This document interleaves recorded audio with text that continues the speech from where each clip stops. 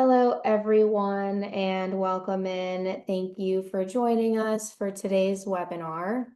We're going to go ahead and get started in a minute here, but first I just want to go over a couple of things. So number one is we are recording this session and we will be sharing it out with everybody once we are finished. And we also have a chat and question function. So if you guys have any questions throughout the webinar, feel free to add them to the chat and we will have time at the end to go over them.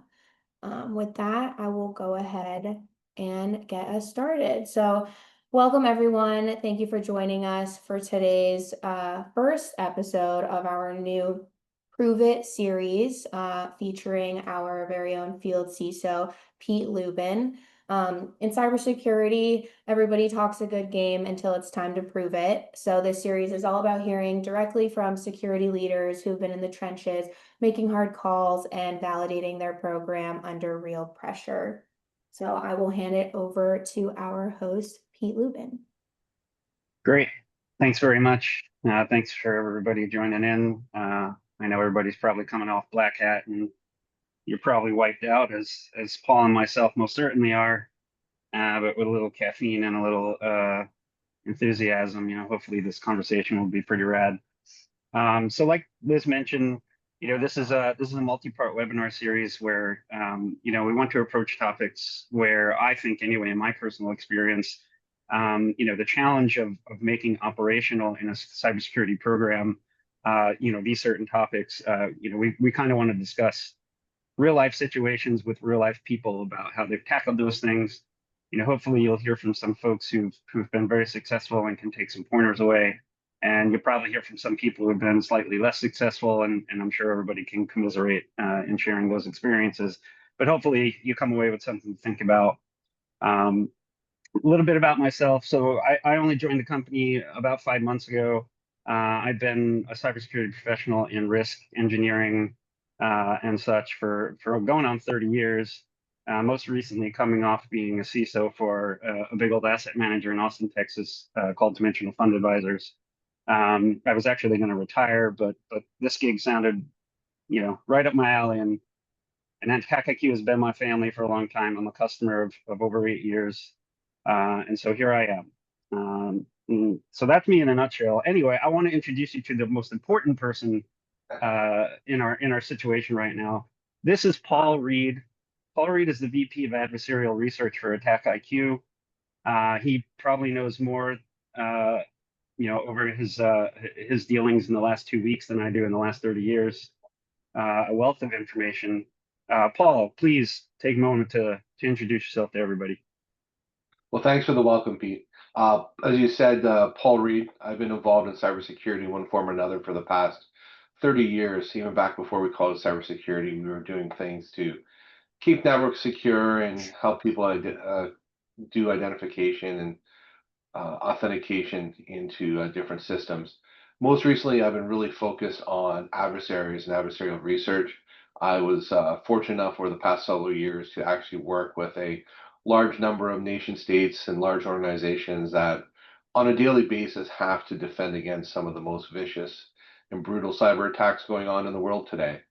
It was a really great experience for me. I got to build an incredible threat hunting team at the company I was at. But one of the things, Pete, that kept coming up over and over again while we were doing that work and we were helping these nations and large companies protect themselves, we always kept coming back to the, if they only had, right? If they only had done this or they only had done that. And having seen that a number of times, you want to try to find a way to help people, right? To answer that question, if you only had. And I think for me, being an AttackIQ now, just going on a year, that's what drew me to this company was we actually get to answer the questions, have you done what you need to do? And if you only had done what you needed to do, would you have been protected?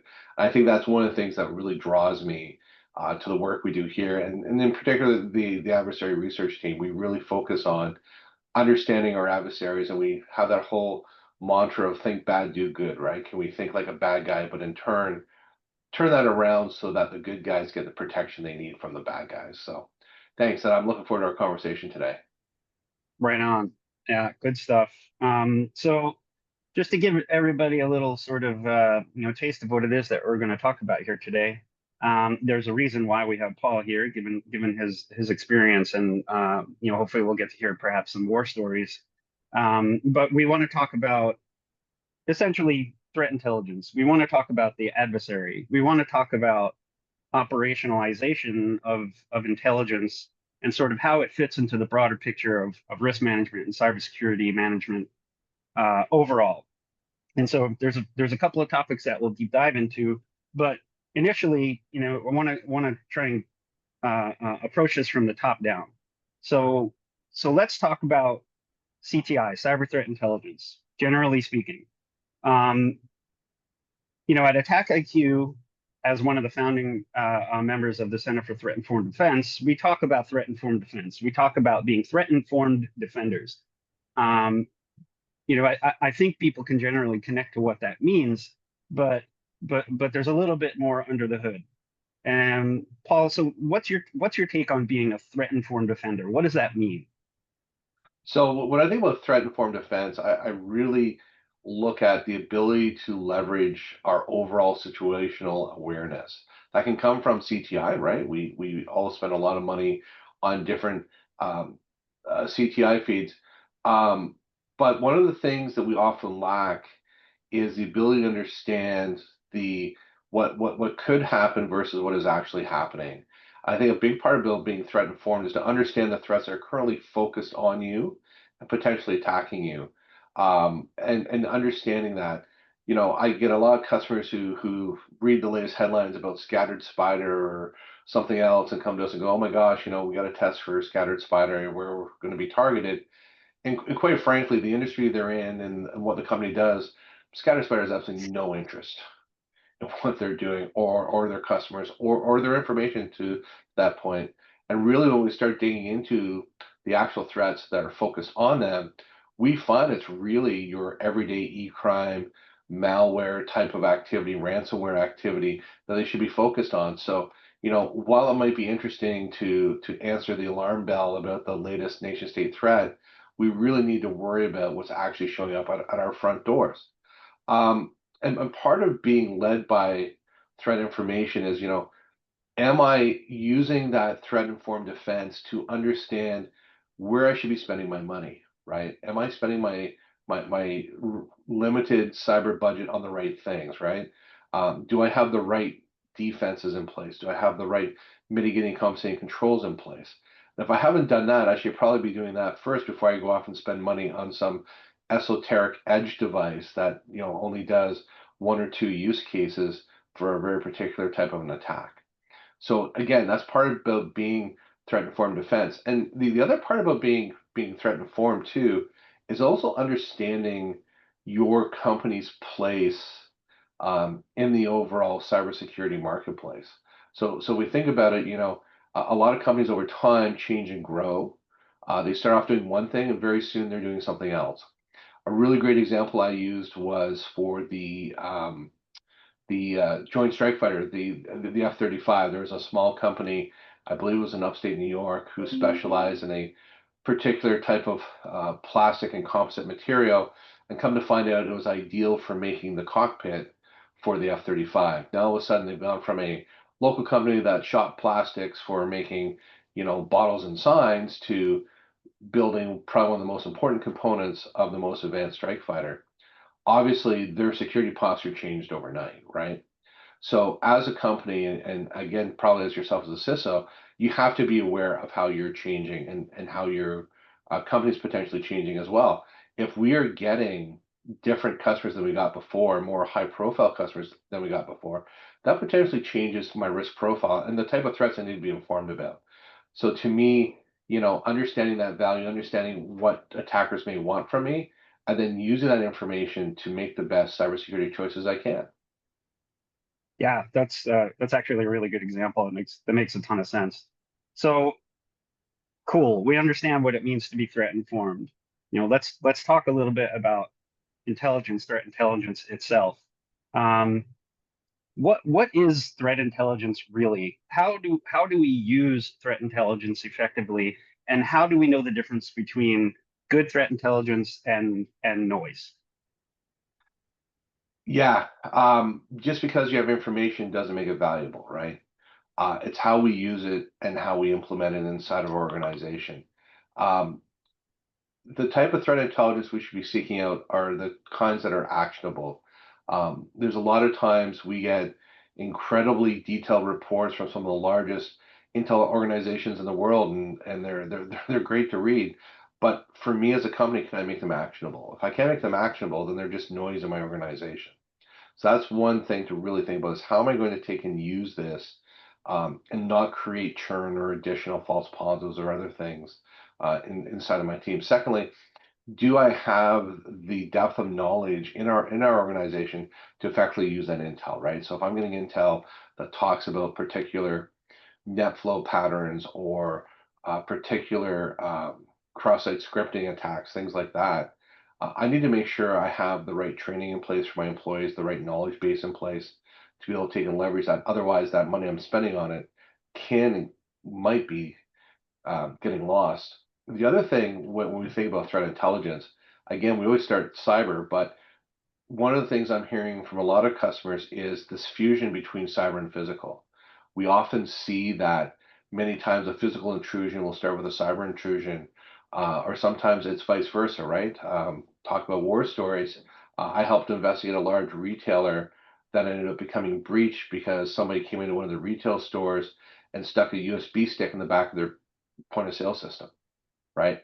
So I think having that awareness of where my potential breaches could come from and then leveraging that threat intelligence is going to help me be better protected and better informed. And again, like we talked about earlier, right? Knowing the place of your company in the world, knowing the importance of your customers, and also understanding too that as my company grows and changes, my cybersecurity and threat posture has to change with it. Yeah, makes perfect sense. So, um, just to share some of my own shortcomings with the folks who are viewing, um, over the course of a career in an attempt to build a cyber intelligence program, um, for a CISO, this is my opinion, the battle is getting the funding, is attempting to show a theoretical return on investment. It's attempting to show what it's actually going to buy the company and how the company is going to benefit. And it's very difficult to speak to executives and get them to understand why it's important for us. And then, once you do finally get it over the line and you get that money and you spend it all, now you have to operationalize it. And that's essentially where things go horribly wrong. So at a very, very high level, what does it mean to operationalize threat intelligence? Mm. There's again a lot of times we get CTI and other things and it sits on the shelf because we don't know what to do with it.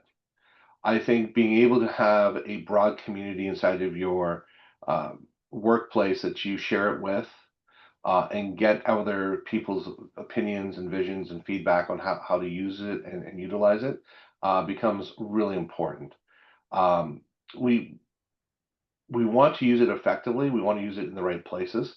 And sometimes you might be surprised that by sharing a piece of CTI or a CTI report with stakeholders maybe outside of the security group, you may prevent something bad from happening. So, we're all familiar with shadow IT, right? We just need to do this because of business.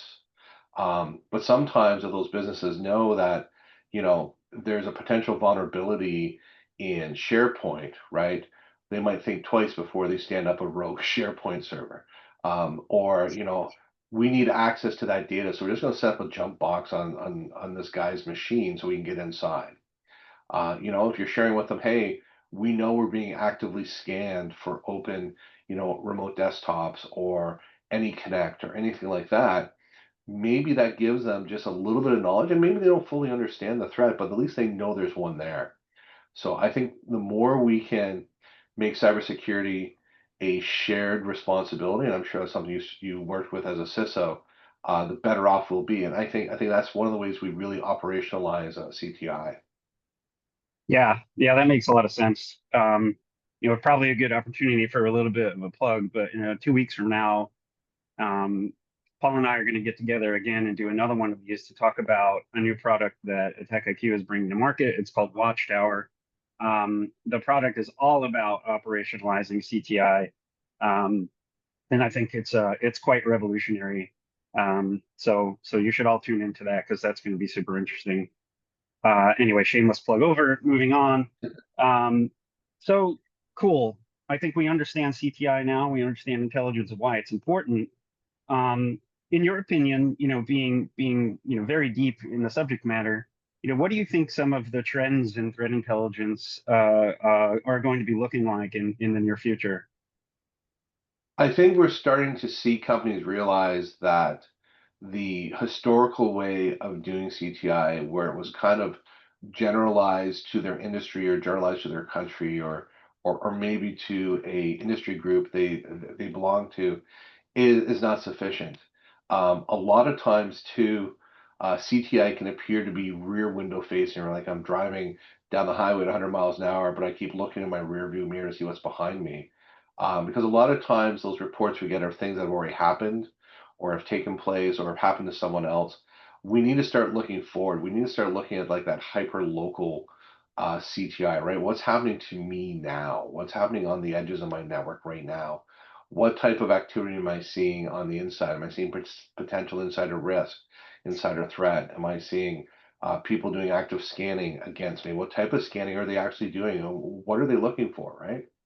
A lot of times, you know, because we feel that everything gets scanned all the time, which isn't wrong, but it doesn't mean that sometimes we aren't being targeted. I think we need to spend more time looking at the value in that noise, right? That signal in the noise, and understanding that and looking to see where that could potentially inform us. So if we see that, yeah, we're getting a general scan for all kinds of different things, but all of a sudden the spike in scans, in particular for SMB, go up, or for Telnet or FTP go up, or some other service that we have deployed, that's probably a really good indicator that something more is going on.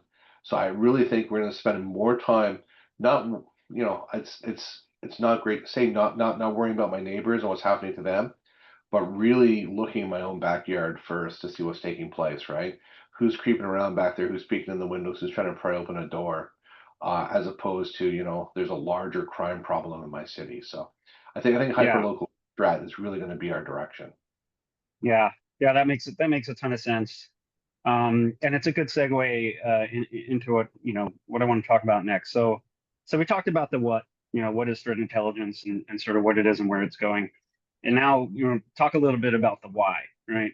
So, there's a big component of running a threat intel organization that involves research, right? Like you get these feeds, you need to understand what they mean, you need to understand what is relevant, what's not relevant, you need to provide context, you need to manage that at the team level, and you need to know where you are and where you're going, and so on. And so, if you put yourself in the shoes, if anybody puts themselves in the shoes of, a security leader, a CISO, a head of a research team, which you are, why is the research element of threat intelligence so important?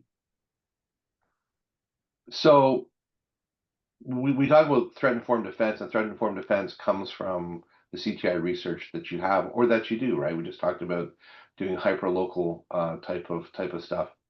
Um, it's really critical, right? That you have good quality CTI, that the research behind it's sound. Um, Looking at potentially multiple sources of CTI as well is really important. One of the things I heard at Black Hat was people talking about, surveys being done over CTI feeds and looking at the potential overlap between them. And they're finding out that there's not as much overlap as there used to be, that a lot of the research companies are becoming very focused in a particular area that they specialize in. It's not so much a broad spectrum, but we're focused in this particular area. So that's important to understand when you're looking at your research.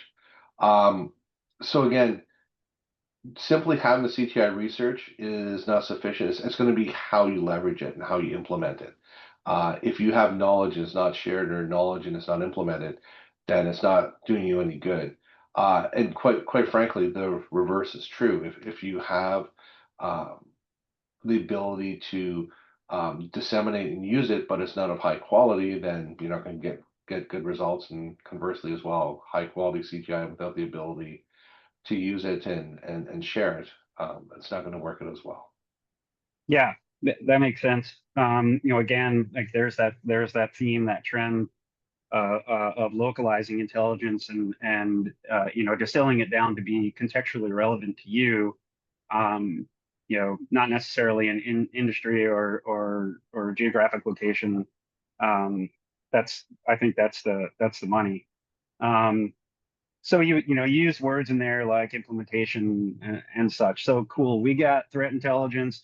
We've got decent research. We've got people who are able to understand and further distill that research with their own dealings and so on and so forth. What do we do with it? What happens next? So really, as we start talking about, it's that implementing of the CTI inside of our organization. It's, how do I make that CTI relevant to my different consumers and stakeholders? The other thing that we look at too is when we get our CTI in, sometimes there's a lot of extra information in there that's not applicable to us or is really not necessary to have. People have limited times, limited attention spans, quite frankly. So we want to make sure that it is exactly what they need when they need it. The other thing too, that as a team, we get in a large number of data feeds. And we get those data feeds in, we look at them and we try to understand what parts of it do we truly need, what parts of it are truly helping our use cases. So for example, one data feed I get in, something like 25 or 30 columns worth of data wide. In reality, we only need 7.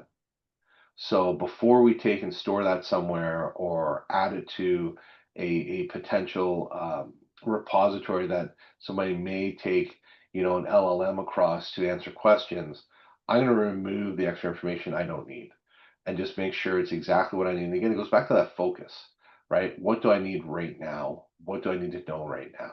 And I think that's a big part of, how to use this and how to make it work. Yeah. So you can see now we're pulling a thread between where we started to where we're at right now, right? Threat informed defense is knowing you and knowing what's important to you. Threat intelligence gives you the ability to apply research and to understand the threats that are relevant to you. And then as we start to talk about implementing that, once again, we're talking about contextual relevance, your use cases and understanding your use cases. Now, let's talk about how this applies organizationally within the security ecosystem. In my experience, and I'm sure in the experience of many other people, security teams tend to look siloed across subject matters. The red team's not talking to the blue team. The engineering team is nowhere to be found, et cetera, et cetera. So when it comes to intelligence and it comes to operationalizing intelligence, how do you keep alignment between your intel folks, your operators, your engineers, and whoever else, even teams outside, whoever needs to be involved in the process? What is the method by which you keep them all aligned? So to me, there's really 3 things there. The first one is um, the culture of cybersecurity. That cybersecurity is a shared responsibility, right? Just because I'm an engineer and I configure routers doesn't mean I don't have to understand the security that goes along with that configuration, right? We see a lot of times that configuration drift or change to a configuration has unintended consequences that can expose me or my organization to potential breach and attack. So again, that shared responsibility model, and really that's up to the senior people to make that part of the um, daily understanding and habits of the people who are going to use it. I think bringing together diverse voices is important too. A lot of times, people look on, engineering or customer service just simply as producers of noise and problems. We have to turn that around. We have to realize that they're actually some of the best consumers for our threat intelligence and our cybersecurity in general. Get everyone in the same room and understand what's going on. The other thing that we run into is not understanding what it is exactly their team does. We assume a lot of times this is what engineering does, or this is what customer support does, or this is what sales does. I think it's important for us to understand what their pressures are on the day-to-day activities that they're trying to achieve, and better appreciate what they're trying to deal with, so that when it comes to the sharing of cybersecurity, I can look at them and go, hey, I know you're trying to achieve this. Just want to let you know that there could be a cyber issue with this, and sharing that back and forth. And then lastly is assume knowledge, assuming someone knows something. That's not always the case, right? I've been in this for 30 years, and there's time people on my team say things. I go, I got no idea what you're talking about. I've never heard that before. We have to be ready and willing to speak up and say, can you tell me more? I don't know that. Even before you and I came on here, right? We were talking about the fact that there's so much cybersecurity knowledge now, and so many cybersecurity terms. We just can't keep them all in our head, right? I've been at this for 30 years. I couldn't remember what social engineering was, right? It's like, isn't that human engineering? Oh no, no, no, Paul, it's social engineering, right? So, we have to be willing to reach out for help, reach out for support, and build that internal structure that actually enables that. And again, it's a culture thing. We got to build the culture of sharing information. And there's no one at fault, right? Breaches are going to happen. Doesn't matter how good you are, how big you are, right? We hear about it from everybody, like even Google, right? Everyone gets breached. It's only a matter of time. It's how do we deal with it, and how do we minimize it when it does happen? So again, to me, I think it comes down to culture. Yeah. Yeah, that's great. I think you're 100% right. And in my personal dealings, um, like where does operationalizing intelligence go wrong? Where does operationalizing anything go wrong? Yeah. It is because teams tend to build walls, and teams tend to want to wrap their arms around their own subject matter, especially security folks. We're all black hats, and et cetera, et cetera. But the cultural aspect of secure by default, and a security mindset in an organization, especially in a security organization and an IT organization, where all the keys and all the locks and all the doors are managed and built and tore down and etc. That sharing a common mind across a culture of cybersecurity is really, probably the best quote unquote money you can spend to assure operational success. 100%. Cool. All right, let's try and talk about something potentially a little bit more fun. Um, let's talk about the real world of adversarial research for a moment. Um, so here's an opportunity from you, Paul, to tell us a good war story. As much as you're allowed to tell us, but a time when things got real squirrely, a near miss, an unexpected turn, you had a bad guy get farther than you expected, and sort of what did you learn from that? Yeah, I think I got a couple of interesting ones. I'll start off with a much larger story to talk about, and again, it goes back to my previous life of working with large nation states to help protect them from all the usual adversary bad guys. I think we can never underestimate the creativity of a determined adversary. So an example of this was working for this government. We knew that they were being attacked by like Storm 0558. We knew that they were being targeted. And we had a pretty good suspicion that the country was actually compromised at the highest levels. Um, what we were looking for was, how were they stealing the data? How were they getting the data out of the country? And come to find out through some network analysis we were doing, we were actually able to show that they're actually using YouTube and Google video endpoints to exfiltrate data out of the ministry. They're actually hiding it in the daily updates that the ministry was sending out to YouTube for their um, countrymen to actually watch every day, like updates from the government on different things, whether it be weather or ongoing things inside of the government there. So we were actually able to identify that using some outlier detection and some other things to find that that was taking place. So that's not your everyday type of activity that most of us would deal with. I think a more down to earth example was working for a large retailer in the US during COVID. We all went through it together, and it was a really rough time. And unfortunately, for some organizations, due to the decrease in revenue, they actually had to lay some people off. So this company we were working with gave us a heads up that, hey, we're gonna have to lay off some people, unfortunately, and we feel that there's probably 4 or 5 people who might not take it well, and they could potentially do something to harm us. So our threat hunt team was watching for that, and we actually identified one individual that we caught copying files off to a USB stick. Pretty straightforward use case, right? It's pretty easy. Most EDRs or endpoint things today would take and detect that. So we reported it to the CISO. CISO reached out to him and goes, "Hey, you aren't supposed to do this." He goes, "Yeah, okay, I won't do it again." Not 24 hours later, we actually observed him doing something quite unique. He was determined to take his data with him. So what did he do? He downloaded an open source disk partitioning tool, used it to make a disk partition copy of his data drive, and then proceeded to zip that up and copy it off to a USB stick. Um, Again, we caught them, and obviously there's ramifications for him for having done that. But I think in both examples, both at a large national level, but then at a very local, like something we can all relate to level, never underestimate what a adversary, whether it be a nation state or a privileged insider, will try to do to accomplish a goal.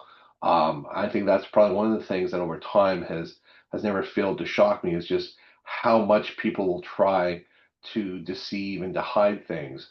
Another great example was a VP of engineering got into a disagreement with the senior leadership of the board and decided he was going to leave the company by taking the entire source code database with him. And what he did was, to try to hide it, was he started up Netflix and Spotify and a number of other streaming services to take and hide the data exfiltration he was doing up to a Google Drive, right?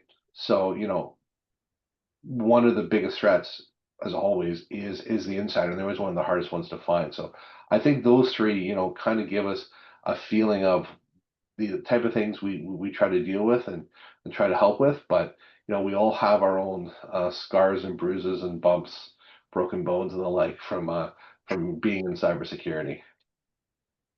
For sure. Can attest. All Yeah. right, cool.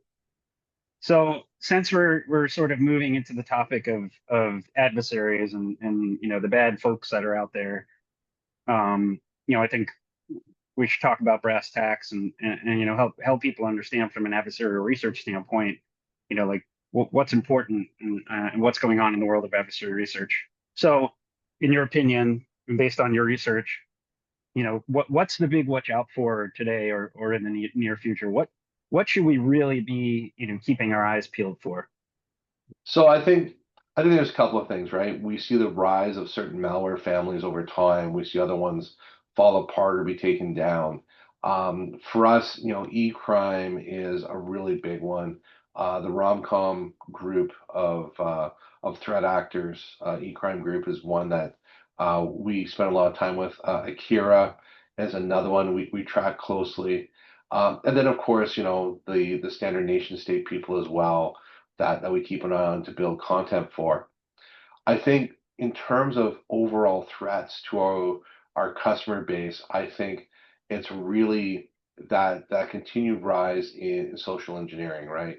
We hear more and more of even these large nation state groups turning to social engineering to get inside your organization, right? There's, as people say, they're logging in, not breaking in, right?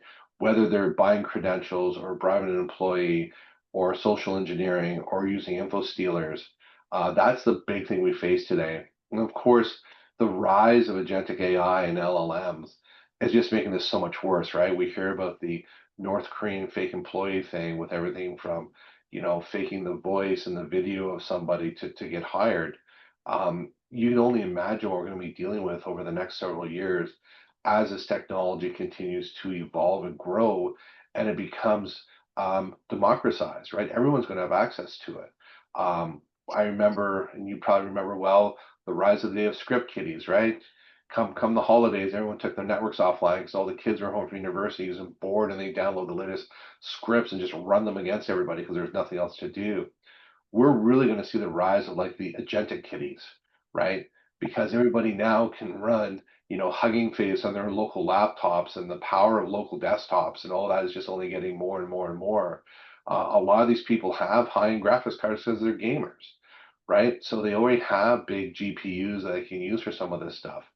I think we need to start thinking more and more about how do we start dealing with some of that, right? I worked for a company where we actually got hit by the CEO scam, right? Someone sent an email impersonating our CEO saying, we got to move $10,000 right away because we have to do it. And it was only because, again, this goes back to sharing of CTI, that in one of our leadership meetings, we had mentioned that there was scams going around where people were faking our domain name, right? They're using acrylic and characters and things like that to make it look like it was coming from us when it really wasn't. And because of that, the financial person actually thought twice about it and reached out to somebody and said, hey, does Bob, the CEO, really need this money? So we're going to see more and more of that. It's only going to get better and better. We need to start thinking about things like, challenge words and challenge phrases and, locational awareness. I know one healthcare company now that when their C-suite goes on holidays, they actually have to register with the security team to say where they're going, how long they're going for, what locations they're at. And then a lot of them too are asking them to actually take their corporate cell phone with them, which is something we've kind of discouraged people from doing, right? Like you're going somewhere, leave your devices at home and things like that. But at the same time too, if you need to access company information, you want them accessing it on a trusted device. Secondly, it's probably a managed device. So you're getting additional telemetry about their location and where they are. And that needs to be made available to the right people so that if that call comes in, that we know that Bob's on holidays and there's a call coming in saying, hey, this has happened, I need someone to react. And the call's coming from, the Netherlands and he's on vacation in the Barbados. Yeah, you can probably be pretty sure that's bad. So again, our situational awareness needs to go way up, and knowing that this could happen to any of us, right? It's just not the large organizations that are going to be targeted. There'll be small ones as well. As long as there's money to be made from it, they'll keep doing it. Yeah, 100%. It's interesting as adversaries and attacks become more technologically sophisticated, the defenses seem to get less technologically sophisticated. Like a lot of the things I think we've taken for granted over the years, such as simple verification, a phone call, uh, these sorts of things that don't require $1 million technology solutions to keep track of. It just once again requires that security culture and some decent process. Wind up being more valuable, or at least as valuable as the big ticket vendor solutions that we all deploy in our networks. Strange times indeed. Cool. So, you made mention of some specific entities in there, particular groups and so on. Now I know that we mentioned earlier the industry likes to do things like read headlines and react to headlines. The executives love to read headlines, and the board loves to read headlines and react to headlines, which is great, but it's also not, which is, I guess, why people like us exist. But there's a ton of potential for underestimating reality in there, in the headlines, in the media, even in our peer groups and our trade shows. There's a lot of selling going on, there's a lot of marketing going on, and so we often tend to miss things. So from an adversarial standpoint, what is it in the industry that we are currently underestimating? What are we going to miss?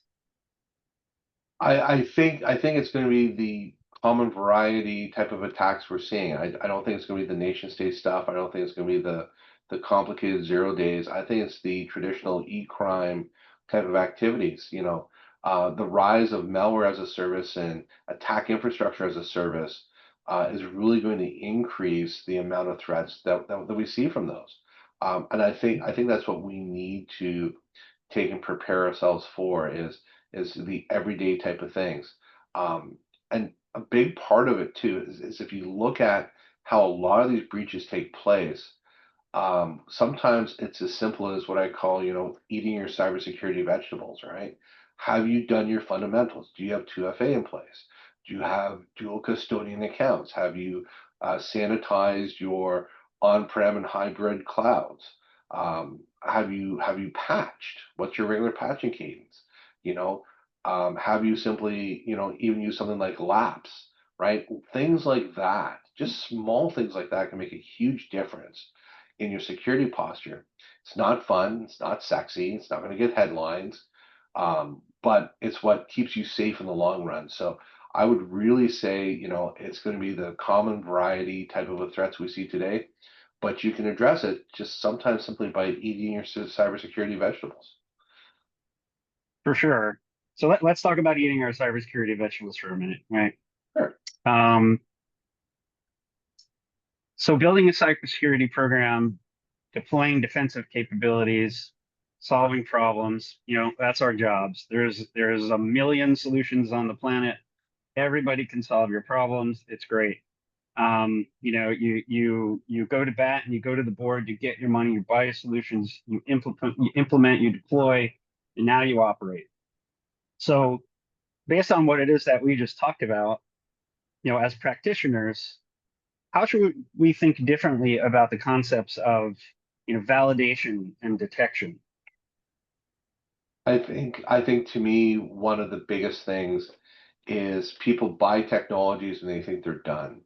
It's actually implementation of those and the regular use and the checking on the regular use of those. I think you and I were in a meeting at Black Hat where we heard about a large company that had a breach, and come to find out they had the EDR in place, they had the MDR in place, um, but it was turned on in observation mode, not block mode, right? I think things like that, we think we're done, but we're not done. And again, this comes back to continuous testing and evaluation, right? It's that whole CTEM story that we talk about. I think we're starting to realize this is becoming more and more prevalent, is to do that.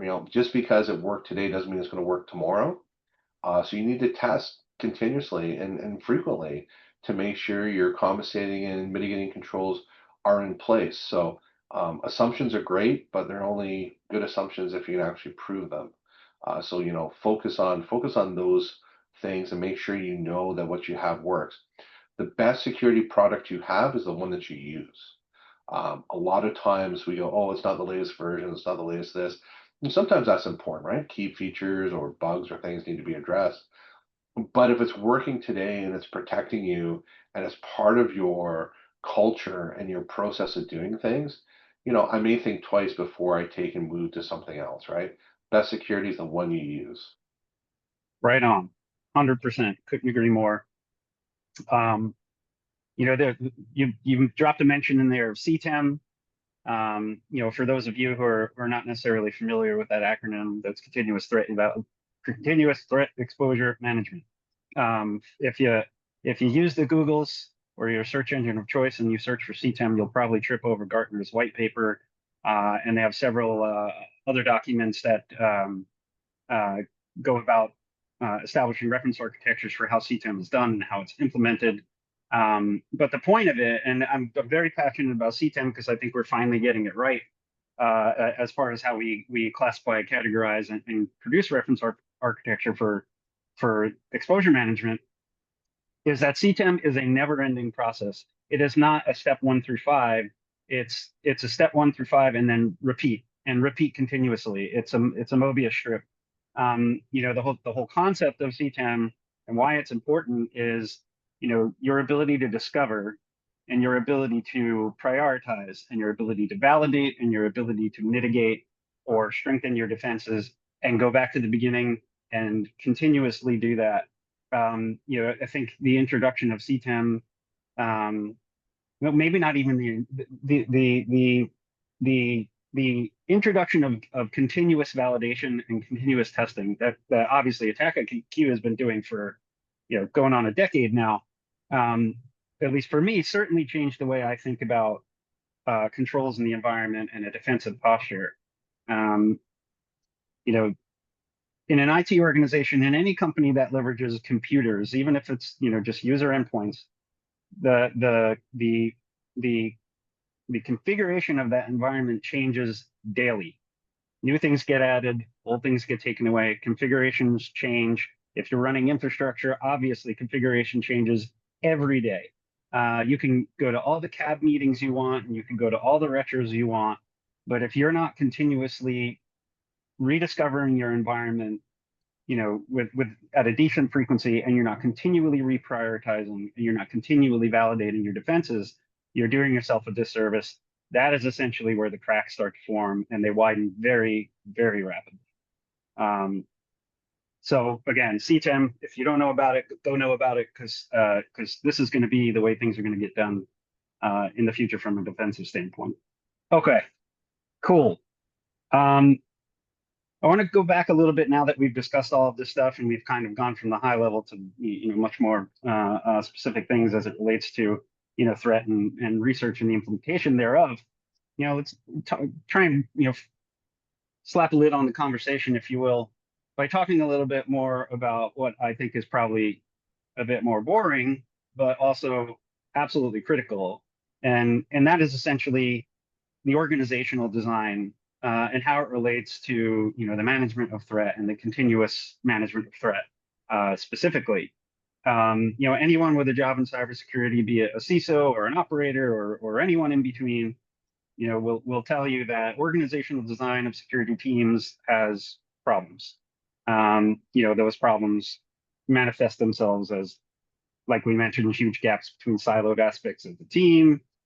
Like I said, the red teamers don't hang out with the blue teamers, and the CISO is missing details because, how can you have all of the details all of the time with distributed teams and large siloed groups?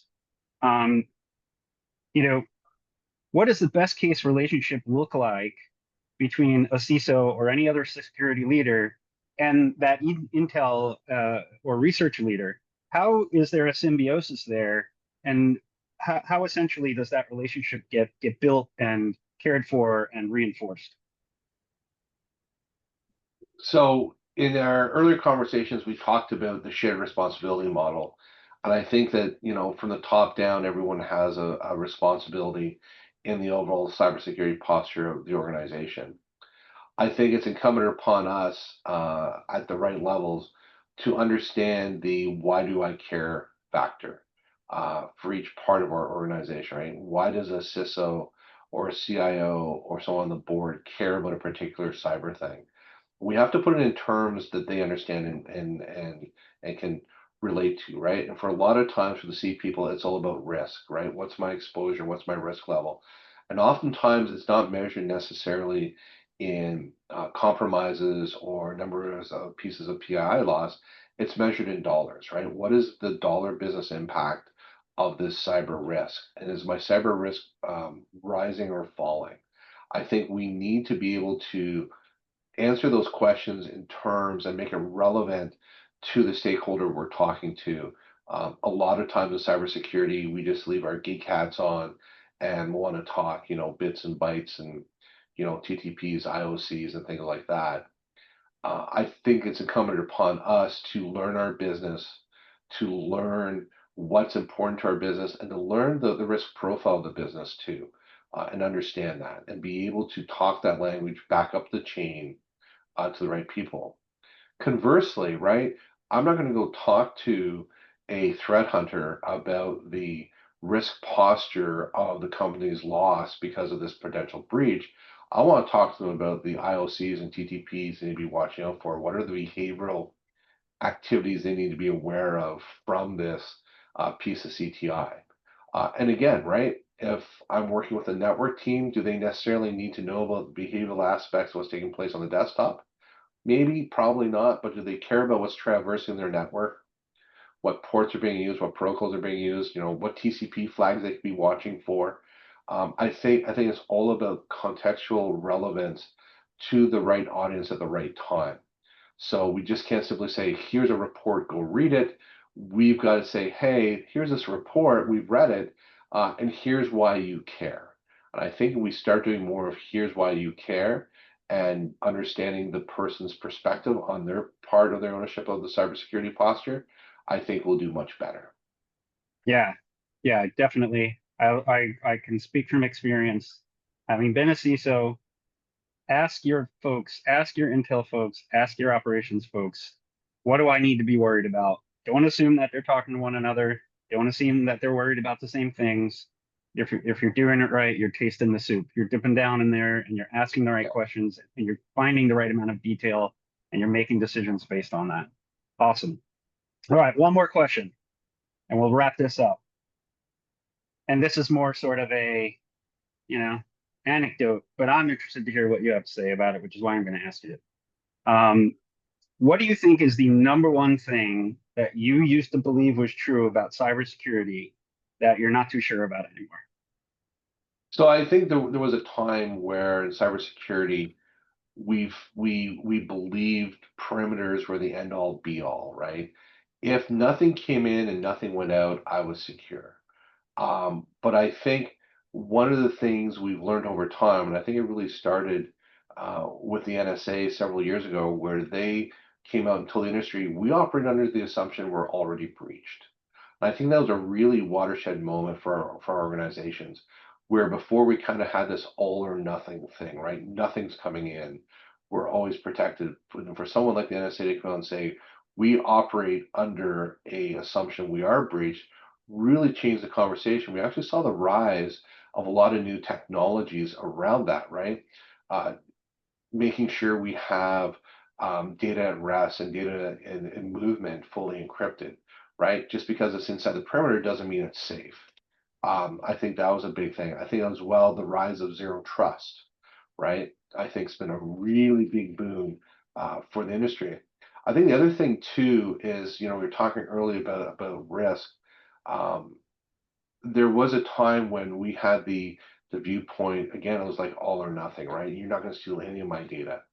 I think we've come to a point now where we know that we can't necessarily know all the methods or the ways that an attacker could breach us or try to steal data. But we're putting in place better ways now to identify changes in behavior or other activity that's not normal.